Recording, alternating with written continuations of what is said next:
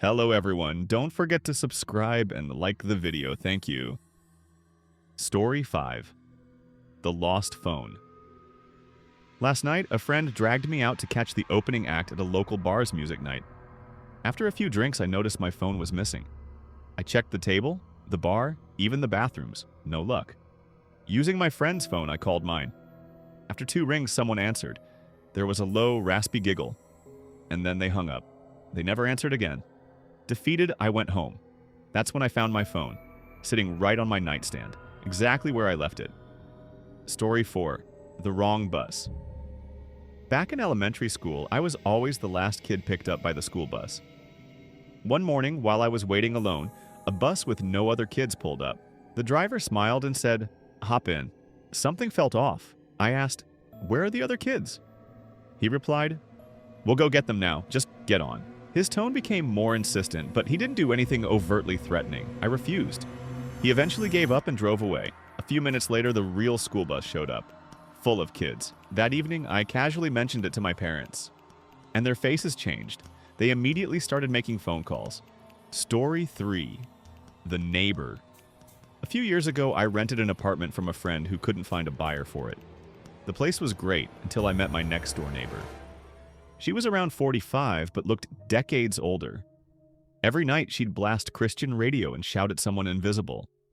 After many sleepless nights, I knocked on her door to ask if she could lower the volume. When she opened up, I caught a glimpse inside. Crosses painted in every color on the walls, words like Jesus and angels, scribbled in random places. Windows painted pitch black.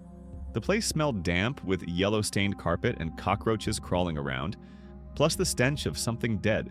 She had no pets. She didn't say a word. Just stared, closed the door, and turned the radio up louder. The next night, my girlfriend slept over. I woke up in the middle of the night to see a shadow standing by our bed, watching us. I assumed I was hallucinating until the shadow spoke. It was my neighbor. She was holding something in her hand. She had broken into our apartment. "You should lock your doors at night," she said softly. Then she walked out.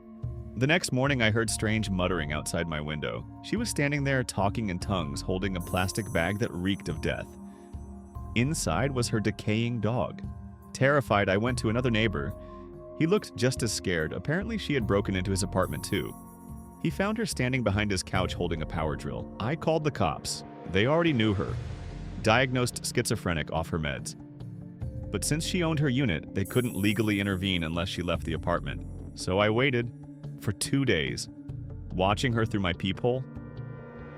At 2 a.m., she left to buy cigarettes. I called the police. Within minutes, several units and a specialized van arrived. They took her away quietly. She was gone. Just like that. But I still have nightmares of her standing in the dark, watching me sleep. Story 2. The Bike.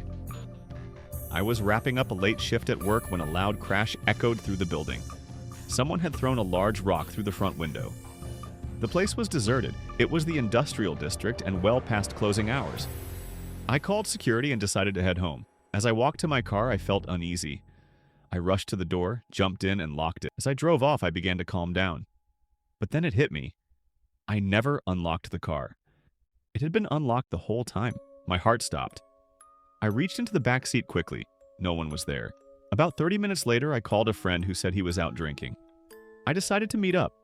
I hopped on my bicycle and rode into the night. The weather was calm, the moon was out, and I was taking my time.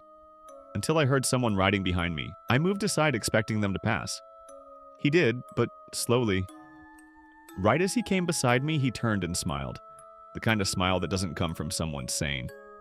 And that's when I noticed something that made my blood run cold. He was riding my mom's bicycle. I raced home, heart pounding. Her bike was missing from the garage, and one of the rear doors on my car was wide open. I had never touched that door. Story 1. The 417 Call.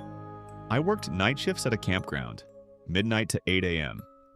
It was mostly boring, just me in a small 8x8-foot shack surrounded by woods. I'd usually pass the time playing my PlayStation. On my first week, the guy I was replacing told me about the payphone outside. It rings once every night, exactly at 4:17 a.m. Never more than once. I never answered it, he said.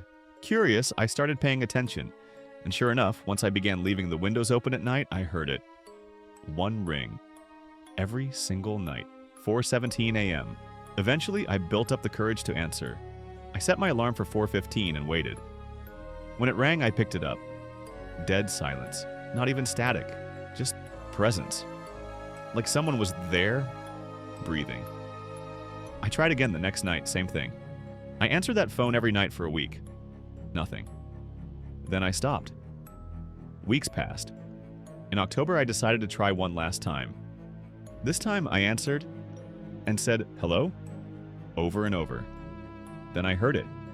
A harsh inhale, like someone sucking air through clenched teeth. A gravelly, broken voice rasped out my name. My full name. First, middle, and last. It was a voice I'd never heard before. Paralyzed, I hung up. Then I dropped coins into the phone and hit 169. The call had come from California, and I was in Indiana,